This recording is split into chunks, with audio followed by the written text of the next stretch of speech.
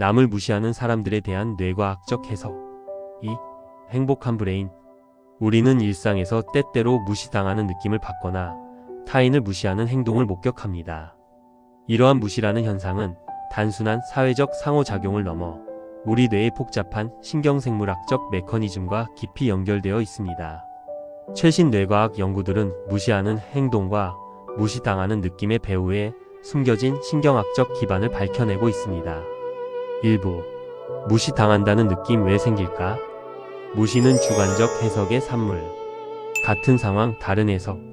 신재현 정신과 원장은 같은 상황이라도 사람마다 전혀 다르게 받아들일 수 있다고 설명합니다. 한 사람에게는 평범한 대화가 다른 사람에게는 무시로 느껴질 수 있는 것입니다. 이는 우리의 뇌가 외부 자극을 처리하는 방식이 개인마다 크게 다르기 때문입니다. 특히 자동적 사고라고 불리는 무의식적 사고 패턴이 상황을 왜곡하여 해석하게 만들고 이것이 감정을 격화시킵니다. 자동적 사고는 우리가 의식하지 못하는 사이에 빠르게 작동하며 과거의 경험과 학습된 패턴에 기반하여 즉각적인 판단을 내립니다. 성장 배경의 영향. 어린 시절 부모나 주변 사람들로부터 자주 무시당한 경험이 있다면 성인이 되어서도 비슷한 상황을 더 민감하게 받아들이게 됩니다. 이는 뇌의 신경회로가 특정 방식으로 형성되었기 때문입니다. 과거 경험의 각인. 반복된 부정적 경험은 뇌에 강력한 기억 흔적을 남기며 이것이 현재의 상황 해석에 자동으로 영향을 미칩니다. 트라우마나 반복된 거절 경험은 특히 강력한 영향을 끼칩니다. 개인의 감수성. 타고난 기질과 성격 특성도 무시 감정의 강도에 영향을 줍니다. 거부 민감성이 높은 사람들은 사소한 신호도 무시로 해석하는 경향이 있습니다. 무시당했다고 느끼는 사람의 뇌 속 자동적 사고 과정. 외부 자극 감지. 누군가의 말이나 행동이 감각기관을 통해 뇌로 전달됩니다. 이 단계에서는 아직 중립적인 정보입니다. 자동적 사고 활성화. 과거 경험에 기반한 무의식적 해석이 즉각적으로 일어납니다. 저 사람이 나를 무시하는구나라는 생각이 자동으로 떠오릅니다. 감정 반응 격화. 왜곡된 해석이 부정적 감정을 촉발시킵니다. 분노, 슬픔, 불안, 수치심 등의 감정이 강하게 일어납니다. 행동 패턴 고착. 반복된 감정 반응이 뇌의 신경회로를 강화시켜 유사한 상황에서 같은 패턴이 더 쉽게 활성화됩니다. 무시당하는 느낌과 뇌의 감정 반응. 편도체의 역할. 편도체는 위협과 부정적 감정을 처리하는 뇌의 핵심 영역입니다. 누군가에게 무시당했다고 느낄 때 편도체는 이를 사회적 위협으로 인식하고 즉각적인 감정 반응을 일으킵니다. 진화적으로 사회적 거부는 생존의 위협이었기 때문에 우리 뇌는 무시나 거절에 매우 민감하게 반응하도록 설계되어 있습니다. 전전두엽의 조절 기능. 전전두엽은 상황을 객관적으로 해석하고 감정 반응을 조절하는 역할을 합니다. 건강한 전전두엽 기능은 이것은 정말 무시일까? 아니면 내 오해일까? 라는 질문을 통해 자동적 사고를 점검합니다. 그러나 스트레스가 심하거나 과거 트라우마가 있을 경우 전전두엽의 조절 기능이 약해지고 편도체의 반응이 과도하게 강해집니다. 왜곡된 스키마의 영향. 심리학에서 스키마란 세상을 이해하는 우리의 기본 틀을 의미합니다. 나는 항상 무시당한다. 사람들은 나를 중요하게 생각하지 않는다와 같은 왜곡된 스키마는 편도체의 과민 반응을 유발합니다. 이러한 스키마는 반복된 경험을 통해 뇌의 신경회로에 깊이 새겨지며 변화시키기 위해서는 의식적인 노력과 훈련이 필요합니다. 신경가소성의 희망. 다행히도 우리 뇌는 신경가소성을 가지고 있어 새로운 경험과 학습을 통해 기존의 신경회로를 변화시킬 수 있습니다. 인지치료와 마음챙김 훈련이 효과적인 이유가 바로 여기에 있습니다. 2부. 무시하는 사람들의 뇌는 어떻게 다를까? 무시하는 사람들의 뇌 특징. 타인을 습관적으로 무시하는 사람들의 뇌는 어떤 특징을 보일까요? 박형빈 교수의 연구를 비롯한 여러 신경과학 연구들은 이들의 뇌가 일반인과 구조적, 기능적으로 차이를 보인다는 것을 밝혀냈습니다. 공감 능력의 저하. 사이코패스 성향을 가진 사람들의 경우 편도체 기능이 현저히 저하되어 있습니다. 박형빈 교수의 연구에 따르면 이들은 타인의 고통이나 감정을 인식하는 능력이 약하며 뇌 영상 연구에서도 공감 관련 뇌 영역의 활성화가 낮게 나타납니다. 특히 도덕적 판단을 내릴 때 활성화되어야 할 뇌 영역들이 정상적으로 작동하지 않아 타인에게 상처를 주는 행동을 해도 죄책감을 느끼지 못합니다. 자기중심적 사고. 나르시시즘과 마키아벨리즘 성향을 가진 사람들은 자신을 세상의 중심으로 여기는 뇌활성 패턴을 보입니다. 자기 참조적 사고를 담당하는 뇌 영역이 과도하게 활성화되어 있습니다. 이들은 타인의 관점에서 상황을 바라보는 능력, 즉 마음 이론을 담당하는 뇌 영역의 활동이 약하여 자신의 행동이 타인에게 어떤 영향을 미치는지 제대로 인식하지 못합니다. 공격성과 가학성. 사디즘세이디점 성향을 가진 사람들의 뇌에서는 타인에게 고통을 가할 때 뇌의 보상회로가 활성화됩니다. 이는 일반인과는 정반대의 반응입니다. 일반적으로 사람들은 타인의 고통을 목격하면 불쾌감을 느끼지만 사디스트들은 오히려 쾌감을 경험합니다. 이러한 비정상적 보상 시스템은 무시하는 행동을 반복하게 만드는 강력한 동기가 됩니다. 타인을 깎아내리고 무시할 때 도파민이 분비되어 쾌감을 느끼게 되는 것입니다. 어둠의 사요소와 무시 행동. 심리학에서는 사이코패스, 나르시시즘, 마키아벨리즘, 사디즘을 어둠의 사요소, 다크 테트라드라고 부릅니다. 최고야의 2023년 연구에서는 악플러들이 이 네 가지 성향을 일반인보다 높게 보인다는 것이 확인되었습니다. 사이코패스. 공감 능력 결여와 양심의 부재가 특징입니다. 타인의 감정에 무감각하며 자신의 이익을 위해 다른 사람을 도구로 여깁니다. 뇌의 편도체와 전전두엽 연결이 약한 것으로 알려져 있습니다. 나르시시즘. 과도한 자기애와 우월감이 특징입니다. 자신이 특별하다고 믿으며 타인을 자신보다 열등하게 봅니다. 자기 참조적 뇌 네트워크가 과도하게 활성화되어 있습니다. 마키아벨리즘. 교묘한 조종과 전략적 사고가 특징입니다. 목적을 위해 수단과 방법을 가리지 않으며 타인을 조종하여 자신의 목적을 달성합니다. 전략적 사고를 담당하는 전전두엽이 발달되어 있습니다. 사디즘. 타인의 고통으로부터 쾌감을 얻는 특징입니다. 무시하고 괴롭히는 행동 자체를 즐기며 이때 뇌의 보상회로가 활성화됩니다. 일반인과는 정반대의 보상 시스템을 가지고 있습니다. 이 네 가지 성향은 서로 겹치면서 타인을 무시하고 해치는 행동을 강화시킵니다. 온라인 공간에서 악플을 다는 행동, 직장에서 동료를 무시하는 행동, 관계에서 파트너를 깎아내리는 행동 등은 모두 이러한 어둠의 성격 특성과 연관되어 있을 수 있습니다. 어둠의 사요소 성격 유형별 뇌 활성화 영역. 사이코패스. 편도체 저활성. 감정 처리와 공감을 담당하는 편도체의 활동이 현저히 낮습니다. 타인의 고통을 보아도 정서적 반응이 일어나지 않습니다. 나르시시즘. 자기 참조 영역 과활성. 자기 자신에 대해 생각하는 내측 전전두엽이 과도하게 활성화되어 있습니다. 모든 상황을 자신과 연관시켜 해석합니다. 마키아벨리즘. 전략적 사고 영역 발달. 계획과 전략을 세우는 배회측 전전두엽이 발달되어 있습니다. 타인을 조종하는 계산적 사고가 뛰어납니다. 사디즘. 비정상 보상회로. 타인의 고통을 볼 때 복측선 조체 등 보상회로가 활성화됩니다. 일반인과는 정반대로 타인의 고통에서 쾌감을 느낍니다.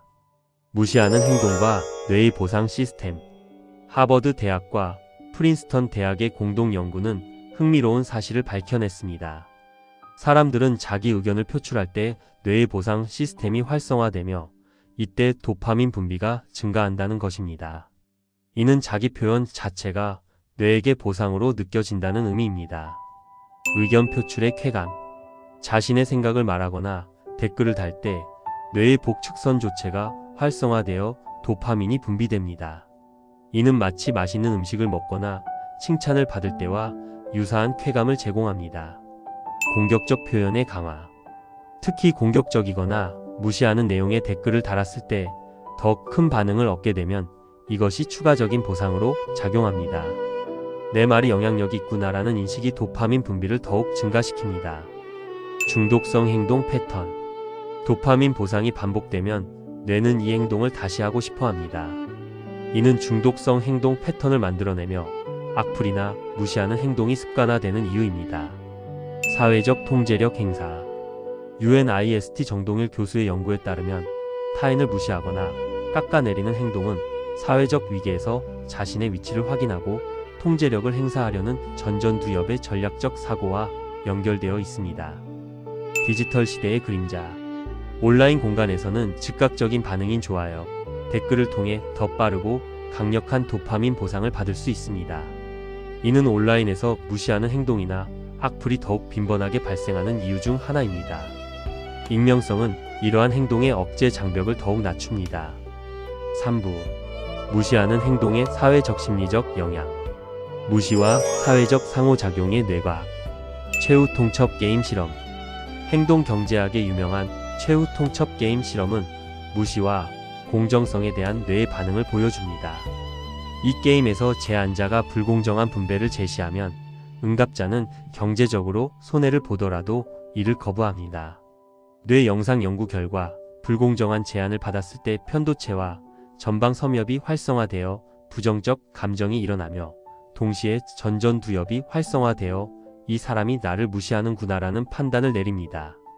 통제 가능성 인지. 흥미롭게도 사람들은 상대방이 미래에 다시 만날 가능성이 있다고 인식하면 뇌의 가치 판단 영역이 더 활성화됩니다. 이 사람과 계속 관계를 맺어야 하니 무시당해서는 안 된다는 계산이 작동하는 것입니다. 전향적 사고. 복내 측 전전두엽은 미래의 상호작용까지 고려하는 전향적 사고를 담당합니다. 이 영역이 활성화되면 현재의 무시나 불공정을 참고 넘어가거나 반대로 강하게 대응할지 결정합니다. 사회적 스트레스. 무시가 반복되면 만성적인 사회적 스트레스가 발생합니다. 이는 코르티솔 스트레스 호르몬 수치를 높이고 편도체를 과민하게 만들어 더 작은 자극에도 강하게 반응하게 됩니다. 학습된 무기력. 계속해서 무시당하는 상황이 이어지면 뇌는 내가 무엇을 해도 소용없다는 학습된 무기력을 경험합니다. 이는 우울증과 연결될 수 있습니다. 청소년과 무시 행동. 청소년의 뇌는 성인의 뇌와 다릅니다. 사공정규 교수의 연구에 따르면 청소년기에는 뇌의 도파민 시스템이 불균형 상태에 있으며 이것이 독특한 행동 패턴을 만들어냅니다. 도파민 불균형과 근자감. 청소년기에는 보상을 추구하는 복측선 조체가 매우 활성화되어 있는 반면 충동을 조절하는 전전두엽은 아직 완전히 성숙하지 않았습니다. 이로 인해 근거 없는 자신감, 즉 근자감이 나타나며 타인의 의견이나 권위를 쉽게 무시하는 행동으로 이어질 수 있습니다. 이는 발달 과정의 자연스러운 현상이지만 적절한 지도 없이는 문제 행동으로 포착될 수 있습니다. 부정적 명령의 역효과. 청소년의 뇌는 하지 말라는 부정적 명령에 반발하도록 설계되어 있습니다. 이는 진화적으로 부모로부터 독립하기 위한 메커니즘입니다. 부정적 명령을 들으면 오히려 반항 충동이 강해지며 이것이 무시하는 행동으로 나타납니다. 대신 긍정적이고 구체적인 메시지 이렇게 해보는 건 어때? 애는 더 잘 반응합니다. 동료 압력의 영향. 청소년기에는 또래 집단의 영향이 매우 큽니다. 뇌 영상 연구에서 친구들이 지켜보는 상황에서는 보상 시스템이 더욱 강하게 활성화되는 것으로 나타났습니다. 이는 또래 앞에서 무시하거나 도전하는 행동을 더 쉽게 하게 만듭니다. 집단 내에서 인정받고 싶은 욕구가 개인의 도덕적 판단을 압도할 수 있습니다. 청소년의 뇌는 공사 중인 건물과 같습니다. 구조는 대부분 완성되었지만 마무리 작업이 한창 진행 중입니다. 특히 충동 조절과 장기적 결과, 예측을 담당하는 전전두엽은 20대 중반까지도 발달을 계속합니다. 사공정규 교수. 무시하는 사람과 무시당하는 사람의 심리적 연결고리. 무시하는 사람과 무시당하는 사람 사이에는 복잡한 심리적 역학이 작동합니다. 이 둘은 서로 독립적인 존재가 아니라 상호작용을 통해 서로를 강화시키는 악순환 고리를 만들어냅니다. 무시당하는 사람의 열등감. 반복된 무시 경험은 자존감을 낮추고 나는 무시받을 만한 사람이다 라는 왜곡된 신념을 형성합니다. 이러한 열등감은 비언어적 신호로 표현되어 상대방에게 이 사람은 무시해도 되는 사람이라는 메시지를 전달할 수 있습니다. 과민한 해석. 낮은 자존감을 가진 사람은 중립적인 상황도 무시로 해석하는 경향이 있습니다. 이는 상대방을 방어적으로 만들거나 실제로 거리를 두게 만들어 더 많은 무시를 경험하게 됩니다. 무시하는 사람의 표적 선택. 자기 중심성과 공감 결핍을 가진 사람들은 무의식적으로 쉬운 표적을 찾습니다. 낮은 자존감과 자신감 없는 태도는 이들에게 표적이 될 위험을 높입니다. 보상과 강화.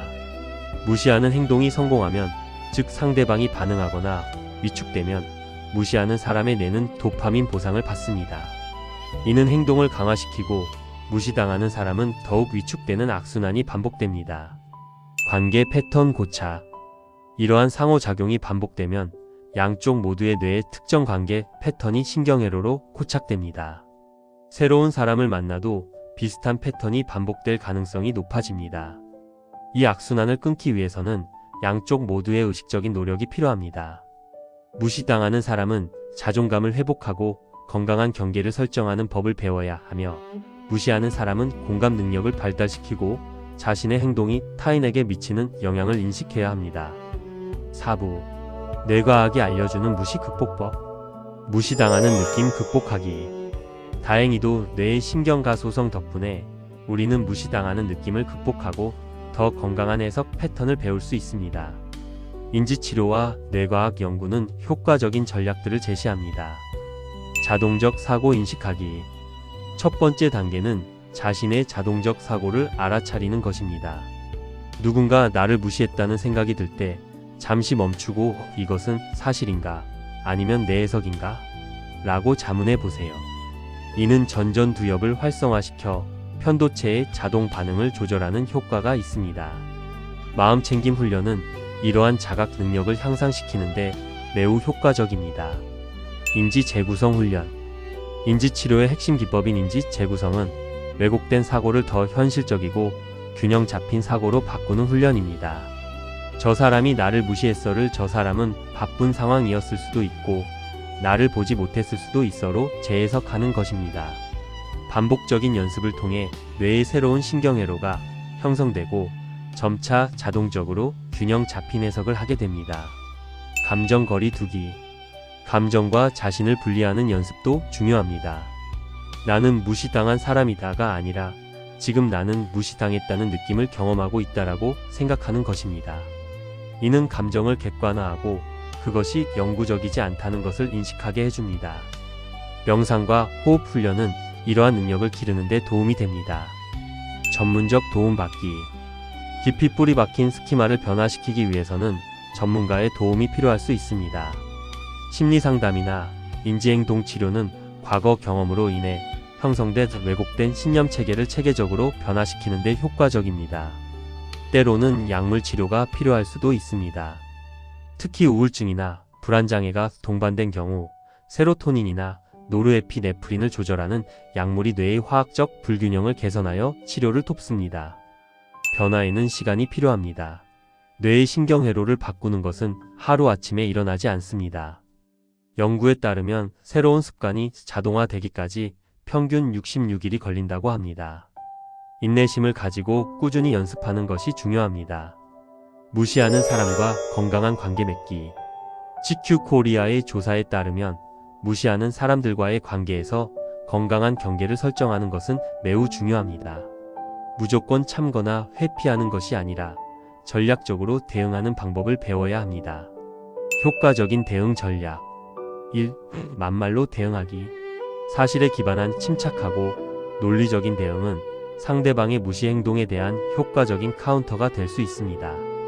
감정적으로 반응하지 않고 객관적 사실을 제시하는 것이 핵심입니다. 그것은 사실이 아닙니다. 실제로는. 2. 침묵과 거리 두기. 때로는 반응하지 않는 것이 최선의 대응입니다. 무시하는 사람들은 종종 반응을 얻기 위해 행동하므로 반응을 주지 않으면 그들의 행동이 강화되지 않습니다. 3. 제3자 활용. 지속적인 무시나 괴롭힘이 있다면 제3자인 상사, HR, 중재자 등의 개입을 요청하는 것이 필요합니다. 4. 깍듯한 태도 유지. 상대방의 수준에 맞춰 내려가지 말고 일관되게 예의 바른 태도를 유지하는 것이 장기적으로 유리합니다. 공감 능력 향상 교육. 무시하는 행동을 보이는 사람들을 위한 교육 프로그램도 중요합니다. 공감 능력은 타고난 것이기도 하지만 훈련을 통해 향상시킬 수 있습니다.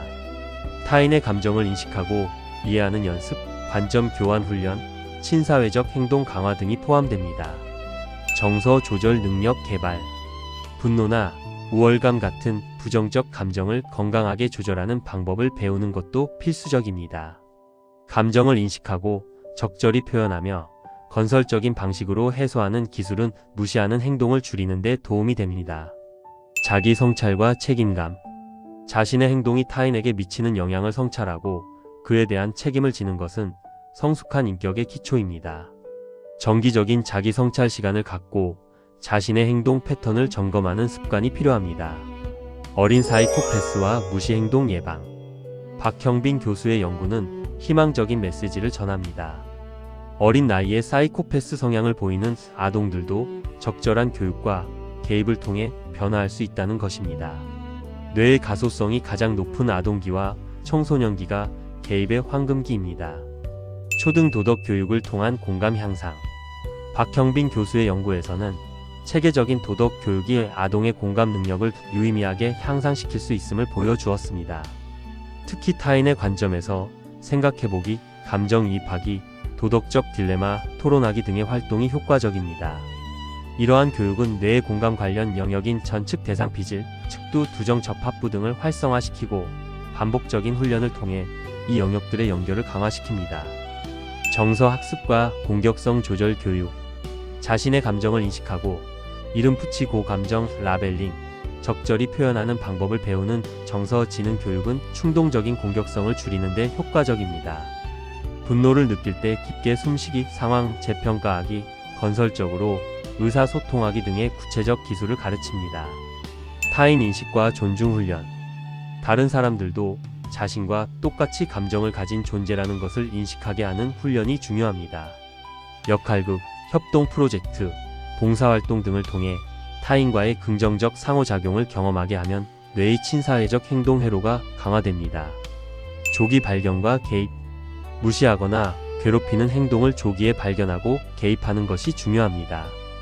부모, 교사, 상담사가 협력하여 문제 행동의 초기 신호를 감지하고 즉각적으로 적절한 지도와 상담을 제공해야 합니다. 조기 개입은 문제 행동이 고착되기 전에 뇌의 발달 방향을 바꿀 수 있는 기회를 제공합니다. 아동의 뇌는 놀랍도록 유연합니다. 적절한 환경과 교육이 주어진다면 반사회적 성향을 보이던 아동도 친사회적 행동을 배우고 공감 능력을 발달시킬 수 있습니다. 포기하지 않고 계속 노력하는 것이 중요합니다. 박형빈 교수. 뇌 속 공감과 공격성 조절 관련 영역. 전측 대상 피질 ACC. 타인의 고통을 인식하고 공감적 관심을 느끼는데 핵심적인 역할을 합니다.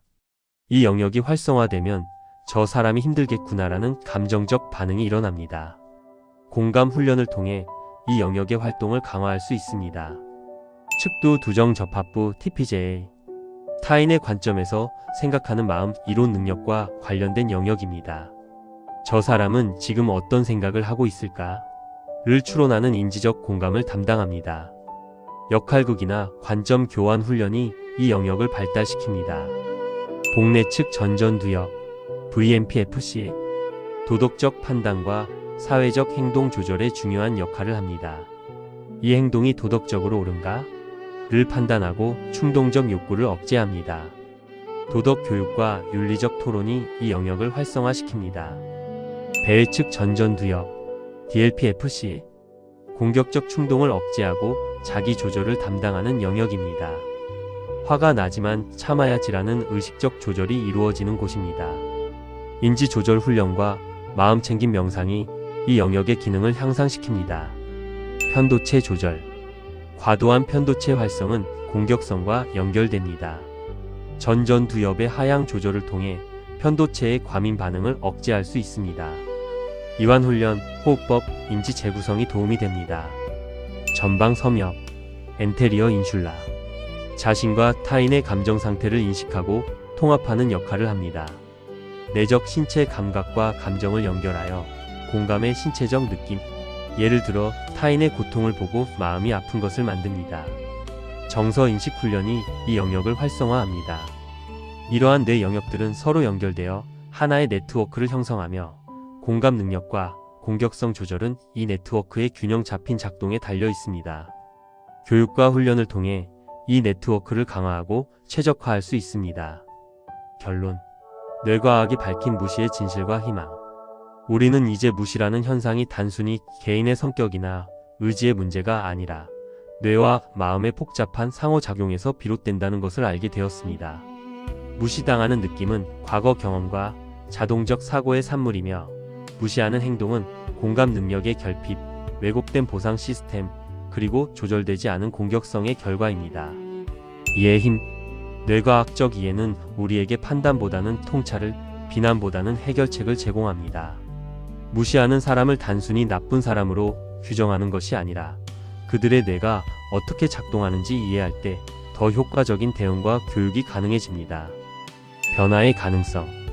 뇌의 신경가소성은 희망의 메시지를 전합니다. 깊이 뿌리 박힌 패턴도 적절한 계획과 꾸준한 훈련을 통해 변화시킬 수 있습니다. 무시당하는 느낌에서 벗어날 수 있고, 무시하는 행동도 공감과 존중으로 바꿀 수 있습니다. 교육과 치료. 조기 교육의 중요성은 아무리 강조해도 지나치지 않습니다.